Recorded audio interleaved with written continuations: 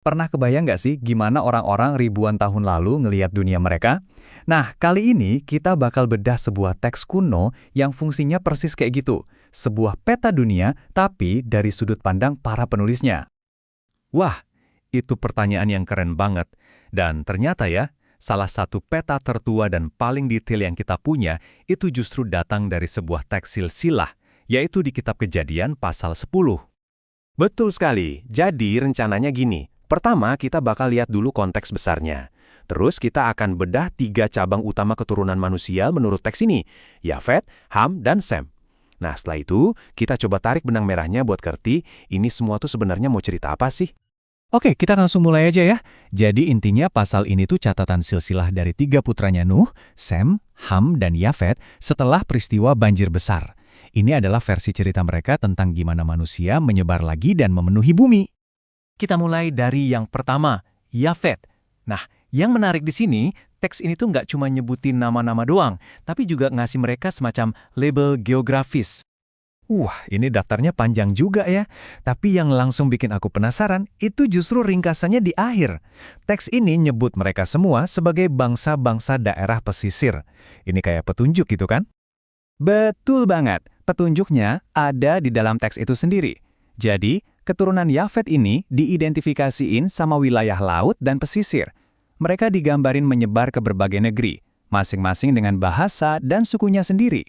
Ini murni pengelompokan berdasarkan geografi. Guide, oke, sekarang kita pindah ke garis keturunan kedua, Ham. Nah, yang ini nih, ceritanya sedikit lebih kompleks. Dan disinilah kita ketemu beberapa nama yang paling beken dari seluruh daftar ini.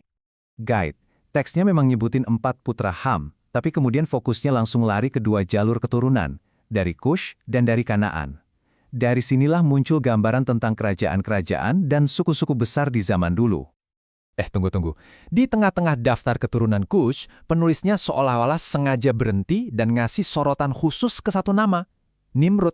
Emang ada apa dengan Nimrod ini sampai dia dapat perlakuan istimewa? Nah, ini dia kuncinya. Nimrod itu digambarin sebagai orang perkasa pertama di bumi dan pemburu ulung. Dia juga disebut sebagai pendiri kerajaan-kerajaan besar, kayak Babel dan Niniwe. Jadi dia ini semacam simbol dari kekuasaan terpusat dan pembangunan kota-kota besar. Berarti, garis keturunan Ham ini bukan cuma soal kerajaan besar kayak Nimrod, tapi juga ada daftar suku-suku yang detail banget dari putranya yang lain, Kanaan. Apa ya artinya daftar nama suku sebanyak ini? Daftar ini tuh ibaratnya peta politik dan etnis pada zaman itu.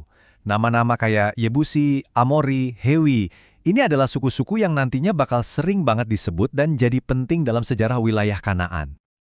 Oke, kita sampai di cabang terakhir, keturunan Sem. Cara teks ini ngenalin dia juga beda loh. Sem disebut sebagai nenek moyang semua keturunan Eber. Nah, ini udah kayak ngasih spoiler banget ya kan, tentang kemana arah ceritanya. Guide. Sama seperti yang lain, kita dikasih daftar putra-putranya. Tapi, narasinya nggak buang-buang waktu, langsung fokus ke satu jalur aja. Yaitu lewat Arpakshad, yang kemudian nurunin Eber.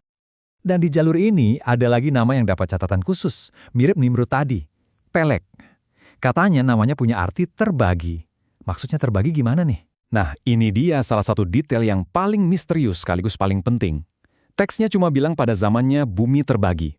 Apakah ini ngomongin soal pembagian bahasa di Menara Babel, atau pembagian daratan secara fisik, itu masih jadi perdebatan. Yang jelas, namanya ini nandain sebuah peristiwa perpecahan besar dalam sejarah manusia, menurut cerita ini. Oke, kita udah ngelewatin Yafet, Ham, dan Sem. Tapi setelah ngeliat semuanya, kayaknya jelas banget ya, ini bukan sekedar daftar nama keluarga biasa. Jadi, apa sih sebenarnya tujuan dari peta silsilah yang rumit ini? Cerita apa yang ada di baliknya? Tepat banget. Ini bukan silsilah biasa, tapi lebih kayak peta etnogeografis zaman dulu. Penulisnya lagi memetakan dunia yang mereka kenal dan mengelompokkannya ke dalam 3 zona. Yafet diidentikan dengan bangsa-bangsa jauh di pesisir, Ham dengan kerajaan besar dan kota-kota di pusat peradaban, kayak Mesir dan Mesopotamia. Dan Sem, garis keturunannya sengaja disempitin buat menyorot satu kelompok doang, nenek moyang bangsa Israel.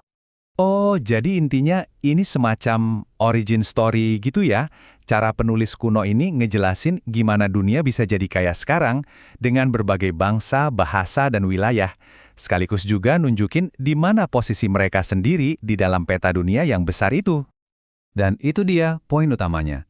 Teks ini bukan sekedar daftar, tapi sebuah cerita yang membentuk cara sebuah bangsa melihat dunia dan tempat mereka di dalamnya. Nah, ini jadi pertanyaan buat kita semua kan? Peta dunia yang kita pegang hari ini, baik peta fisik maupun peta mental kita, cerita apa sih yang sebenarnya sedang kita ceritakan tentang dunia dan tentang satu sama lain?